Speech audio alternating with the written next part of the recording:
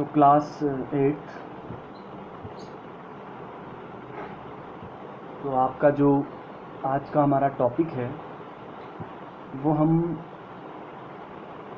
Mathematics में आपका chapter factorisation से स्टार्ट करेंगे। मैं कुछ चीज़ें आपसे पहले डिस्कस कर दूँ। देखिए अभी हम फ़िलहाल हम T2 का पार्ट, T2 का जो पोर्शन है ना उसको ही सिर्फ पढ़ेंगे, ठीक है। T2 का पोर्शन हम जैसे ही कंप्लीट कर देंगे तो बाकी का जो पोर्शन बचता है हम उसको भी लेंगे। अगर क्लासेस खुल गई, क्लासेस चल गई कुछ टाइम के बाद तो कोई दिक्कत नहीं, हम इन चीज़ों को भी क्लास में अच्छे से डिस्कस करेंगे और कोशिश करेंगे कि ज़्यादा से ज़्यादा आपका सिलेबस कवर करें। तो क्लास 8 के लिए थोड़ा मैसेज है कि सारे बच्चे ध्यान से हर एक टॉपिक को समझेंगे। कोई डाउट वगैरह होगा तो आप कमेंट सेक्शन में पूछ सकते हैं, नहीं तो हमारे व्हाट्सएप नंबर पर भी आप पूछ सकते हैं जो आप बच्चों को मिला है, कोई भी प्रॉब्लम अगर हो। साथ ही साथ जो मैं चैप्टर, जो मैं क्वेश्चन यहाँ पर करूँगा, जो चैप्टर मैं यहाँ पर सॉल्व करूँगा, उसके बच्चे साथ साथ में नोट्स बनाते जाएं, ठीक है ना। एक अच्छी सी कॉपी पर नोट्स प्रिपेयर करें ताकि उनको ही आसानी हो इस सब चीज़ के लिए। तो हम फैक्टराइजेशन से शुरू कर रहे हैं। तो जो आपका T2 का मेन चैप्टर है क्लास 8 मैथमेटिक्स के अंदर, तो आइए फैक्टराइजेशन को पहले समझते हैं। देखिए आप काफ़ी सारी क्लासेस से आप देख रहे हैं फैक्टराइजेशन आप करते हैं। फैक्टराइजेशन में एक चीज़ आता है फैक्टर्स, एक वर्ड आता है फैक्टर्स। अब फैक्टर्स क्या होता है, फैक्टर्स से आप क्या समझते हैं भाई, मैं थोड़ा आपको बता दूं। फैक्टर्स देखिए आपके पास मान लो कोई नंबर है 14, लेट्स सपोज आपके पास 14 कोई नंबर है और आप क्या कर रहे हैं, इस 14 को आप क्या कर रहे हैं, डिवाइड कर रहे हैं। 2 से किया तो 2 7 जार, फिर 7 से होगा बिकॉज और किसी से हो नहीं सकता तो 7 1 जार। तो मतलब जब आपने 14 को डिवाइड किया तो 14 को डिवाइड करने के लिए आपके पास एक तो 2 फैक्टर आया और एक 7, ये 2 फैक्टर्स आए 2 और 7। ये 2 नंबर्स आपको आए जब आपने 14 को डिवाइड किया। तो ये जो नंबर आपको 14 को डिवाइड करने के लिए आए, उन्हीं चीज़ों को आप नाम देते हैं फैक्टर्स। फैक्टर्स मतलब कि वैसे नंबर्स जब हम किसी टर्म को, किसी नंबर को डिवाइड कर देते हैं तो उस डिवाइड करने के लिए जो नंबर्स हमें आते हैं उन्हीं चीज़ को हम फैक्टर्स बोलते हैं। तो इस चैप्टर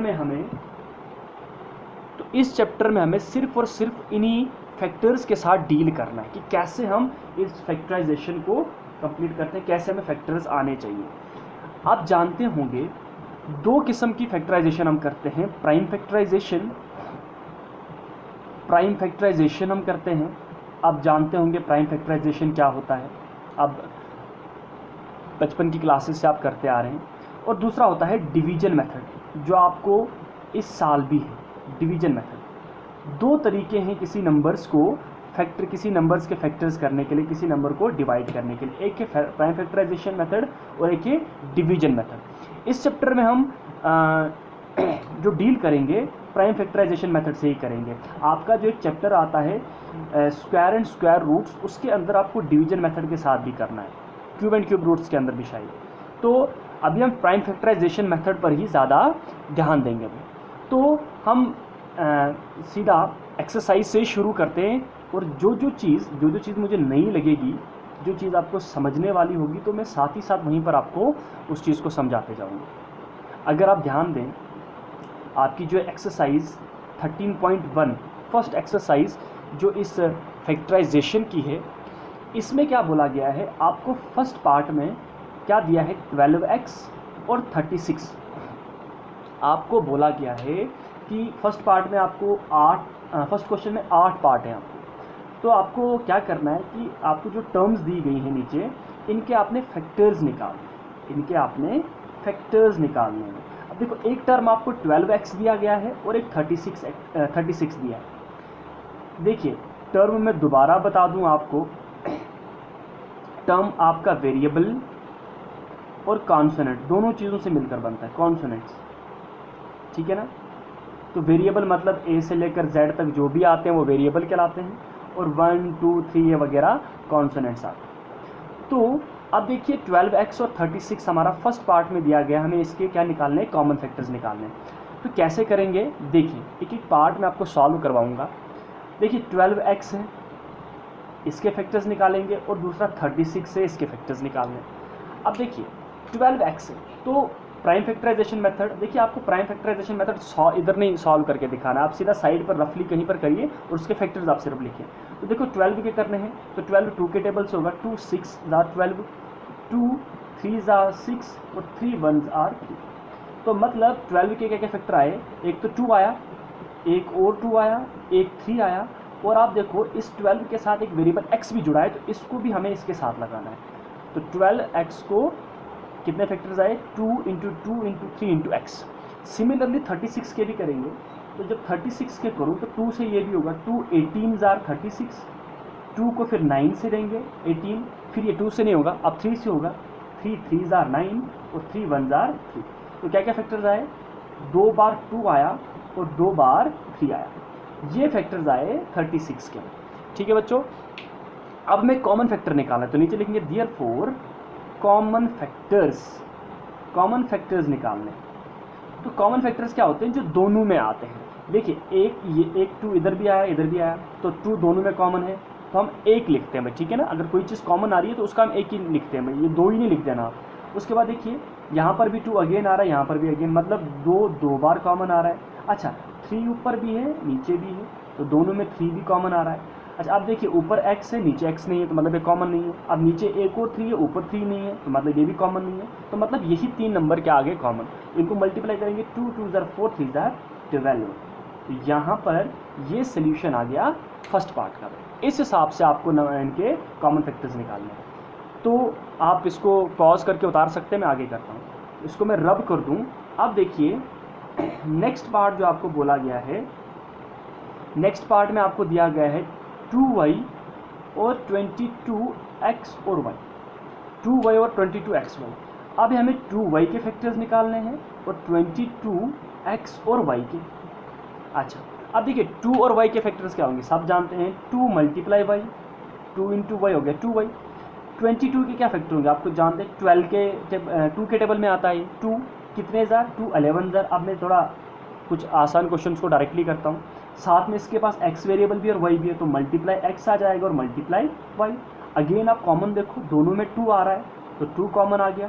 11 नीचे आ रहा है ऊपर नहीं आ रहा है, मतलब कॉमन नहीं है। x नीचे आ रहा है ऊपर नहीं आ रहा है, मतलब ये भी कॉमन नहीं है। y दोनों में आ रहा है, तो मतलब ये भी कॉमन है। तो 2 और y आगे कॉमन फैक्टर, तो 2 इंटू वाई कितना हो गया, 2y। ये हो गया आपका सेकेंड पार्ट। वैसे हम नेक्स्ट पार्ट को देखते हैं, वैसे हम थर्ड पार्ट को देखेंगे। तो क्या है, 14pq और 28p स्क्वायर और q स्क्वायर। अब हमें इनके फैक्टर्स निकालने हैं। तो पहले हम 14pq के देखेंगे और फिर हम 28p स्क्वायर और q स्क्वायर के देखेंगे, ठीक है। अच्छा 14pq, पहले देखो 14 के फैक्टर्स निकालो। तो क्या होता है 14 के फैक्टर्स अगर हम निकालेंगे, 2 इंटू 7। देखिए छोटे नंबर से आपने फैक्टर शुरू करने, आप डायरेक्टली 14 1 14 नहीं करना है, जहाँ छोटे से शुरू करना है आपने। तो 2 इंटू 7 और तो कहीं नहीं होगा, 2 इंटू 7 होगा 14, और साथ में एक p है इसका और एक q है, आगे ये फैक्टर्स। देखिए मैं शॉर्ट कर रहा हूँ ताकि फटाफट हो जाए। 28 के फैक्टर्स अब हम यहाँ पर मैं आपको दिखाऊंगा। देखिए 28 को 2 से करेंगे तो 2 14 28, 2 को दूंगा 2 7 14 और 7 1 7। तो क्या फैक्टर्स आए 28 के, 2 बार 2 आया और एक बार 7 आया। उसके बाद इसके साथ वेरिएबल्स कितने, p स्क्वायर मतलब 2 बार p है, तो p into P. q square मतलब 2 बार q है, आ गया ये भी। उसके बाद कॉमन फैक्टर्स देखो, दोनों में 2 आ रहा है, एक बार 2 आ रहा है, दोनों में देखो कॉमन आ गया। उसके बाद इधर 2 आ रहा है ऊपर 2 नहीं आ रहा है, मतलब ये कॉमन नहीं है। हाँ दोनों में 7 आ रहा है, तो जो चीज़ दोनों में आ रही है वो कॉमन है। देखिए दोनों में एक एक p भी आ रहा है, तो इसको भी नीचे उतारेंगे। उसके बाद एक इधर है ऊपर नहीं है। अच्छा दोनों में एक एक q भी आ रहा है, तो उसको भी नीचे उतारेंगे। अब एक और q नीचे वाले में बचता है लेकिन ऊपर वाले में नहीं है, मतलब ये भी कॉमन नहीं है।